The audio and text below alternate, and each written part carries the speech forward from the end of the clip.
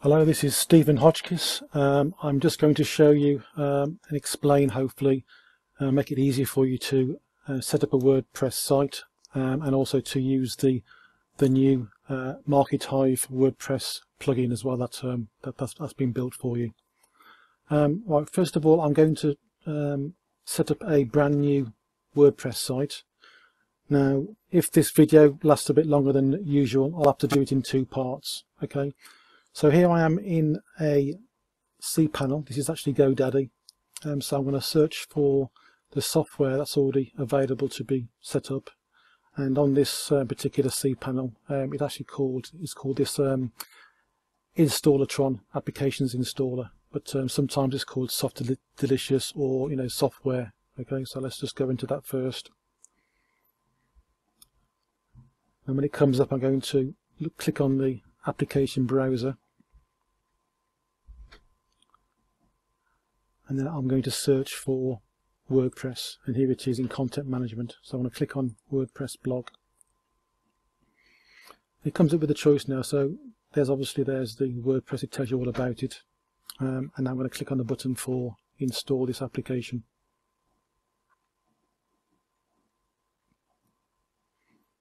Okay, now the first thing it does is gives you a drop down of all the domains that I've got available on this cPanel. So I'm going to choose this particular one. Most of the information to leave just default, obviously to make it obviously simple, really. So things like do not automatically update WordPress plugins. You can update to new minor versions and security releases. That's fine. So here comes up with the administrator username. So obviously keep the passwords strong, obviously, if I were you, obviously, for the installations, but for this purpose I'm going to do this rather quickly.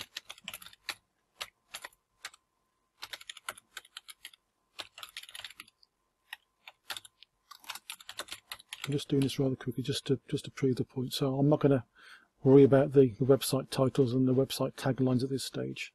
I'm going to turn off the two-factor authentication, turn off the limit login attempts, and then leave it on the recommended for the enable multi-site. So leave that as no.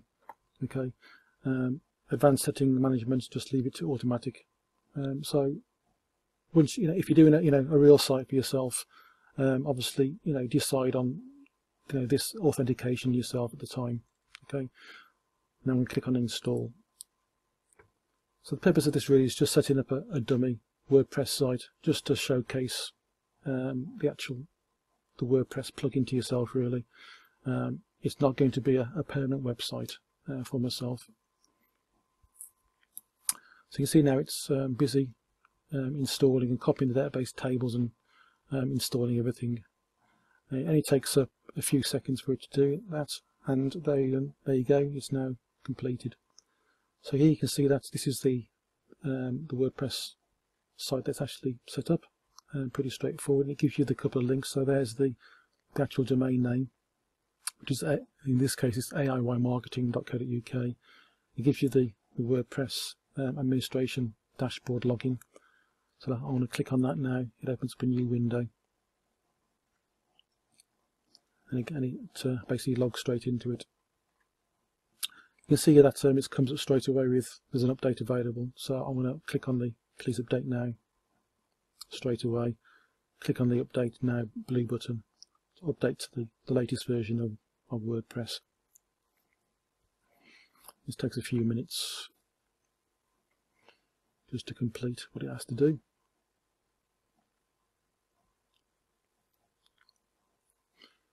So once that's done, I'm going to change a few settings in the WordPress. And then I'm also going to set up and install a simple WordPress theme as well. Okay, so there's the upgrade completed. So I'm just going to go into look at posts, and there should be just a dummy post that's been installed, which is hello world. So I'm going to just trash that by clicking on the trash button, and then click on the trash button again, and then empty the trash. I want to go into appearances and themes, and the one that's installed at the moment is by default is the active one called 2015. But I'm going to add a new one, so I'm going to click on the blue button at the top, add new, and then I'm going to search for themes over the right hand side, and I'm going to search for 2010, and you can see that it's searched for them and it's actually brought up some matches. So here it is here, 2010, so I'm going to click on install button straight away, and then activate. Okay, so that's now live. So if I now go to the top of the screen and click on visit site, you'll see obviously what's shown by default now. Okay, so there you have it, a very quick website setup with WordPress. It only took me less than 6 minutes with all the talking I've been doing as well. So let's go back to the dashboard now. I'm going to go into users. Here is my user that I set up called admin. What I want to do here is just add in a first name and last name. So I'm just going to type in my first name and last name, and then on the display name publicly as, I'm going to just select the format of the username. Okay, so Stephen Hodges will get displayed. Scroll down and click on update profile. Okay, so pretty straightforward that is. And so if I go back to the site itself, you can see here that there's an about, dummy about page, which is just nothing in there really apart from a bit of text. But the home page is actually the same page as where the actual blog posts appear. And on the right hand side you've got the sidebar, which is just showing recent comments and archives and other meta tag information, and also of course categories as well. Okay. Let's go back to the dashboard. Okay, just leave that there for a second, and I'm going to head off towards the MarketHive website.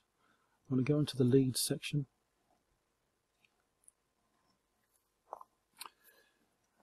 Tell a lie, I'm going to go to the blog section. I'm going to scroll down and look for the WordPress plugin. Okay. There's live information here which tells you all about WordPress, and basically why we're doing this really, and also a few little hints and tips there about actually how to use it. So the first thing I'm going to do is I'm going to create new. So I'm going to click on the button. I'm going to call the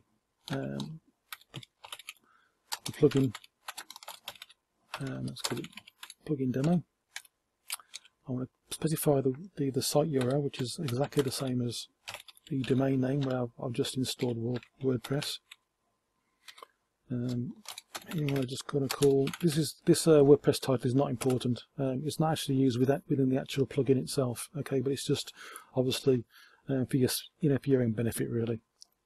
In future, it might actually be used by some sort of enhancement. So it's always best to actually have something real in there for now. So I'm going to put in there.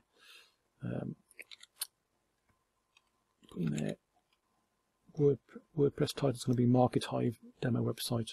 On the right hand side, these little question marks, if you hover your mouse over them, you'll see some useful hints and tips. Category, I want to say, if you leave it blank, it will actually default to the default category in WordPress, but it's always best to have specify one. So let's put in there MarketHive news, for example. Okay, post signature. I'll put in there something, for example, say you can leave it blank if you want to. It's an optional field. Optional, we'll add it as a footer to all imported posts. So I'm just putting here, thank you for reading. Okay. Now RSS feeds, they work in exactly the same way as they do in other parts of the system in MarketHive. You can just click in there and start typing someone's name. For example, I can start typing David, or I can Ogden and then choose David Ogden there, and I can choose type in say John, and then choose Don Lombardi. I can choose type in Roy and choose Roy. Okay, so I've got 3 people's RSS feeds in there now. I can also add in, say, Mr. Market, or let's choose Diana. Okay, number of posts here. It's a drop-down list of between 1 and 10. Be aware though that's as per the information on the help. You can specify number of posts per feed. So 10 from David Ogden, 10 from John, etc., etc. But there will only be a maximum of 30 posts to actually put into the actual feed. Okay, that really is for performance reasons, because we don't want somebody setting up an RSS feed with 100 people in there, and then specifying that many posts that the whole system basically grinds to a halt. All that would happen then is that the whole system in MarketHive, the bandwidth would go through the roof, and the cost obviously to MarketHive itself obviously would be very, very high. Okay, so these sort of limitations are there for a good reason. Okay, so let's just put that to say 3 posts per person, and then say click on the create plugin. Okay, now it's basically created it. So if I now choose MarketHive demo from the drop down list and click on the configure button again, I can see that there's all the information there, and I can go and change it and update the plugin if I want to. But what I want to do now is I'm going to click on the download button, and it's going to give a bit of information there again. Obviously I'll have a read of that, but it's also now downloading the zip file as well. Okay, at the bottom you can actually see it there, so there it is. Now that's been downloaded as a zip file into my downloads folder. Okay, so I want to go back to the WordPress dashboard, and now it's a simple case of going to the plugins and then clicking on the add new. And so here, the top add plugins, so there's obviously a lot of choice here to have for new plugins, but what I'm interested in at the moment is actually uploading a new plugin. So I want to click on the blue button at the top of the screen there. I'm going to choose the file, and then it's defaulted to my downloads folder, so that's obviously where I'm downloading it. You don't need to worry about the name of here, it will actually sort itself out. So whatever it's called itself, here you can see that I've downloaded it a few times. And there you can see it's actually generation number 7 of this particular file. So I'm just going to select it and then click on the open button. So you can see there now it's put the name in there now. So now all I have to do now is just click on the install now button. There you go, to uploaded it, and click on the activate plugin, and there we have it. It's now installed. And you can see it's obviously here, MarketHive RSS feed importer. Okay, so it's actually imported it and set it up already. Now one thing you need to do now as well is that as part of the plugin, if you want to use it, there's actually a sidebar widget. So if I go into appearances now and click on the widgets menu item, and we scroll down, we can actually see there's actually a new plugin, so a new widget being installed now as part of the WordPress plugin called MarketHive Widget. So what I want to do is I want to drag that and put it right at the top of the sidebar. And as soon as you do that, it pops up with a little text box saying MarketHive username. So I want to click on that, and I want to put in there my MarketHive username, which is in fact Stephen Hodgkiss, and then just click on save. Okay, now I want to go back to my blog here and then visit the site, and you can see straight away that it's actually put in the widget on the right hand side. Okay, and what you see as well, suddenly, what's all this here then? These are the posts. So what it's done is actually it's already scheduled the post to be ran. It should actually run it fairly quickly, almost immediately after you actually install the plugin for the first time. But it's also scheduled to run twice daily as well. But as you can see here straight away, it's actually already imported some posts. Okay, you look on the right hand side, you can see here the categories. We've now got the new category that is just set up as well, MarketHive News, and you can see there's now archives for lots of different posts there as well. Okay, so that's a short and sweet, but you can see it's very, very easy to set up a brand new website like this. Thank you.